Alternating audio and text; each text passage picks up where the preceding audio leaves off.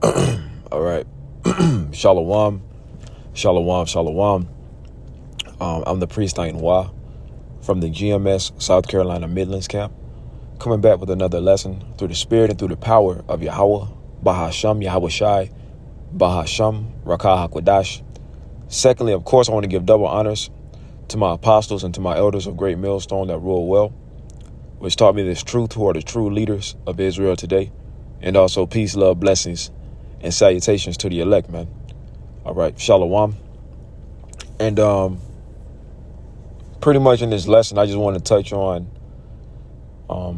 the fact that the Lord is getting ready to confound, all of you scoffers, you naysayers, you gainsayers, and just you people who don't believe, you atheists, so on and so forth, man, you witches, you warlocks.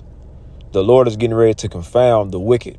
And ultimately, who is the seed of the wicked? Esau, Edom, man.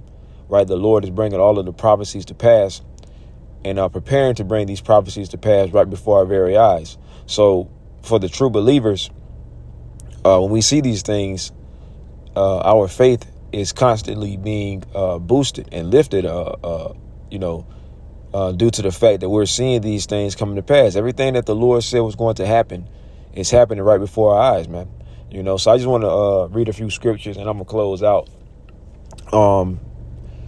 This is 2nd Esdras chapter 15, verse 1. It says, "Behold, speak thou in the ears of my people the words of prophecy, which I will put in thy mouth, saith the Lord, Yahweh Ba'ashem Yahweh Shai." And prophecy is very important. You have a lot of people, you have a lot of guys that know that they're Israelites, that call themselves Israelites but they don't never speak about the prophecies, man, and prophecy is very important. When you read Revelation 19:10, it says, "And I fell at his feet to worship him. And he said unto me, See thou do it not. I am thy fellow servant, and of thy brethren that have the testimony of Yahweh Shai." So for who the world ignorantly calls Jesus, but his real name in the Hebrew is Yahweh Shai, which means he is deliverer. And it's an omen nomen, because when Yahweh Shai returns, he's coming to deliver his elect. When you ask people about what is the testimony of so-called Jesus, right? Let's keep reading. What is the testimony of Yahweh Shai? It says, "Worship the Most High, for the testimony of Yahweh Shai is the spirit of prophecy." So you have a lot of people that love to say that they love Jesus and so on and so forth, right? But they don't speak about the prophecies of the Bible. Now, if you claim to love so-called Jesus, why don't you speak about the prophecies, right? You have people say, "Oh, I have a testimony, this and that." But the real testimony of Yahweh Shai is the spirit of prophecy, man, being able to understand prophecy, speaking about prophecy, right? And what's some of the main prophecies that we're waiting to come to pass? Well, first and foremost, for the Lord to take down our enemy Esau, Edom, okay, which is the so-called white race, the so-called white man, chiefly speaking about the heads of Edom, these so-called elites, right? And ultimately their whole power structure is getting ready to be deleted, man. Okay. And also, what's another prophecy that's going to come to pass? The Lord fulfilling the promise that he made unto Abraham, Isaac, and Jacob, and the seed of Jacob, that we're going to receive a glorious kingdom and reign forever and ever, man. And that's the spirit, because last night, me and the brothers, in the camp, we went to check out the Kingdom of the Planet of the Apes. And of course, it's speaking about Jake, man. There was a whole lot of subliminal messaging in that movie, right? And, it's a real good movie to go and watch. But, that's just more proof that this devil knows the truth. And the only ones who's going to catch it is the men that the Lord, the men and some of the women, the sisters that are in the know. We're the only ones that's going to catch and understand what they're speaking about, man. Now, don't get it twisted. You have, I'm pretty sure some Edomites out here that know that they're talking about so-called Negroes, and of course, all 12 tribes, consist of so-called Negroes, Latinos, and Native Americans. But you have a lot of Edomites, when it comes to a particular uprising happening that Esau is afraid of. Esau is afraid of Judah rising up. See, Esau don't think about the rest of the northern kingdom, so on and so forth. That's why this devil is going to lose his mind. And you have some Edomites that's coming to that realization, right? But anyways, like I said, it's a great movie, The Kingdom of the Planet of the Apes. And ultimately, it shows you not to trust Esau. And I'm not going to give any spoilers for anybody who didn't see the movie, but go and check it out, man. Okay. But the spirit of Yahushua is the testimony of Yahushua is the spirit of prophecy, man. So prophecy is very important, right? And that's what we're supposed to be speaking about. If we call ourselves prophets, the number one job of a prophet is what? To prophesy, right? It says, and cause them to be written in paper, for they are faithful and true. Yeah, the Holy Scriptures. Fear not the imaginations against thee, and let not the incredulity of them trouble thee that speak against thee. See, we're not worried about the unbelievers, man. And why is that? Verse 4, for all the unfaithful shall die in their unfaithfulness. You see, we're not worried about the non-believers, the scoffers, okay, so on and so forth, man. Because at the end of the day, the Lord is going to bring these prophecies to pass, whether you people like it or not, man. Romans 3:3, for what if some did not believe? So if you don't believe that the Lord is going to come through with his promises and come through with the prophecies, man, and raise up his people, then that's on you. Does that mean that the Lord is not going to bring his prophecies to pass? It says, shall their unbelief make the faith of the Most High without effect? Yeah. So just because someone doesn't believe, does that mean that the Lord isn't going to come through with his prophecies?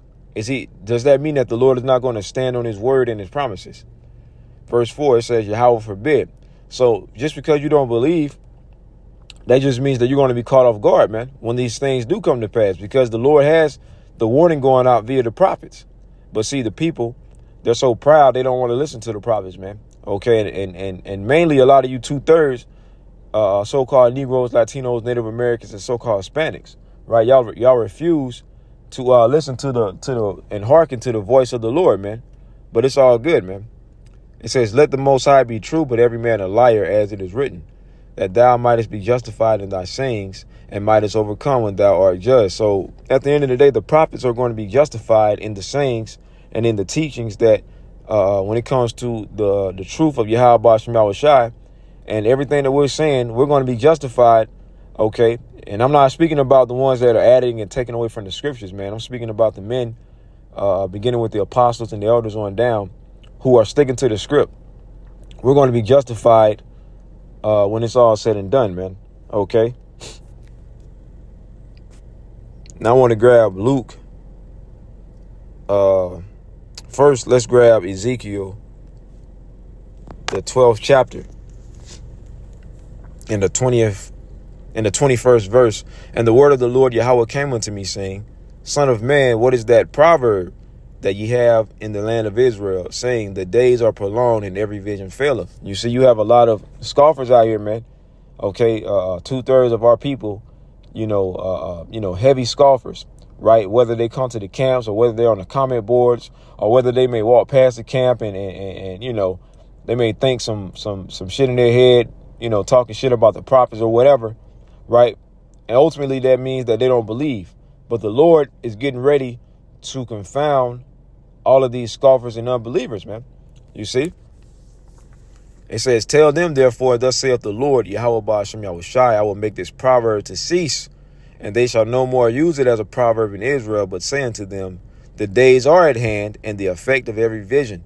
Right? So soon it's going to be made manifest that everything the prophets have been saying about how this society, okay, America, Babylon the Great, is getting ready to have the most epic collapse in the history of existence, right? Soon everybody's going to know, okay, you know what? The things that those guys were saying on the street corners, okay, in their funny attire, come to find out these guys were right the whole time. We should have listened, okay? And that's when it's going to be too late. That aha moment, that big I told you so moment is coming, and it's coming fast, man. Okay, let's stay in Ezekiel, right? And let's go to Ezekiel 33 and 33. And when this cometh to pass, Lord will come, then shall they know that a prophet hath been among them, man. You see? And ultimately, if you read up, it goes into how you have the prophets out here prophesying, and you have some people, they'll, listen to the prophets just for entertainment, whether they want to scoff or they might, enjoy when we get on, the women or so on and so forth. And they might watch our video for entertainment and for controversy purposes, so on and so forth, but not listening to the message. Right. So it's like a lovely song to them. Like if you listen to your favorite song for entertainment or whatever, that's how a lot of, these unbelievers look at the truth, as if we're supposed to be entertaining them.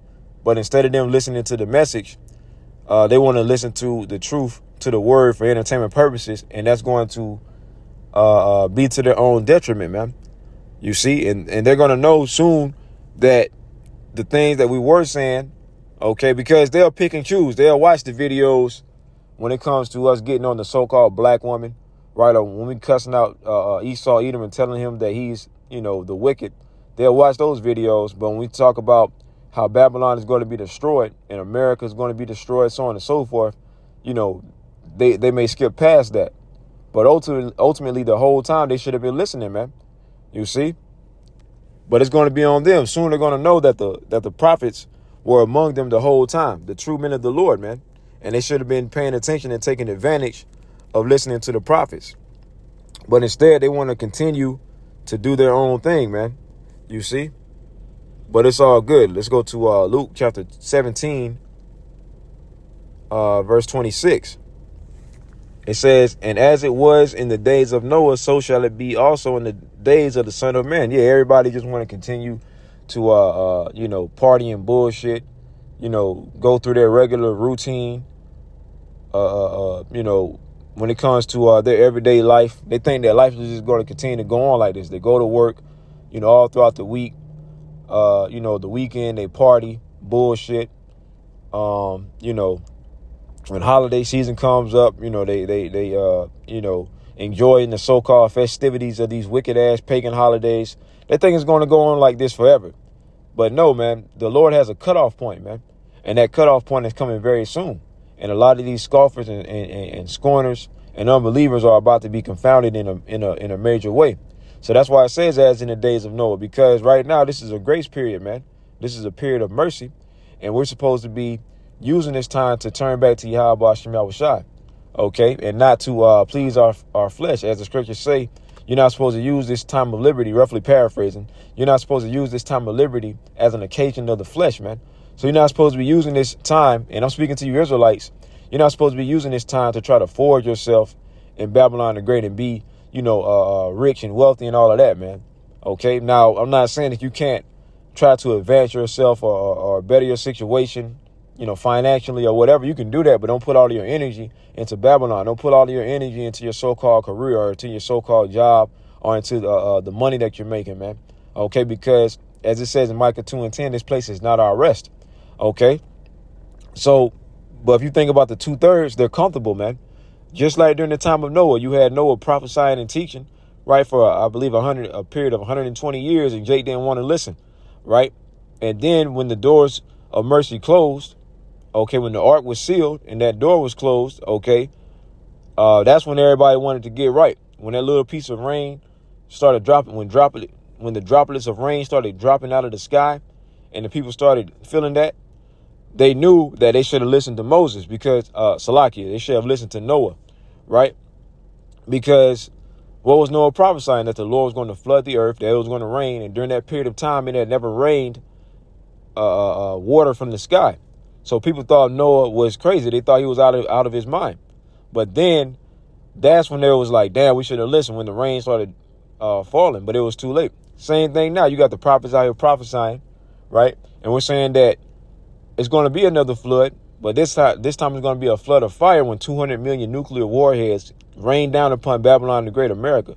Now, that's something that has never happened. So a lot of people, when we bring this out, they think that we're crazy. But it's all good, man. So that's why I'm saying as in the days of Noah, because this is like a similitude, man. The same thing is going to happen, but it's going to be different. Ultimately, when I say the same thing is going to happen, what do I mean by that? It's going to be complete destruction, man. The Lord is bringing wrath, okay, and he's going to show his anger, just like he did during the time of Noah. They did eat, they drank, they married wives, they were given in marriage, just like today, doing the same thing, right? until the day that Noah entered into the ark, and the flood came and destroyed them all. So the same thing is going to happen now. That flood of fire, that second death is about to take place on Babylon the Great, man. Okay. It says, likewise, also as it was in the days of Lot, they did eat, they drank, they bought, they sold, they planted, they builded, going through their every day, day to day, right? But the same day that Lot went out of Sodom, it rained fire and brimstone from heaven and destroyed them all. So the same thing is going to happen, except instead of the Lord just raining down, brimstones of fire, it's going to be in the form of nuclear warheads, man. That's going to cause complete mass destruction, man. Even thus it shall be in the day when the Son of Man is revealed, man. So when Yahweh shall returns, he's coming to bring fire, man, to wage war upon Esau, Edom, man. Okay. So all of these scoffers that scoffing and so on and so forth, they're about to be confounded in a major way, Lord willing, this quick lesson was edifying, man. And until next time, I want to say shalom.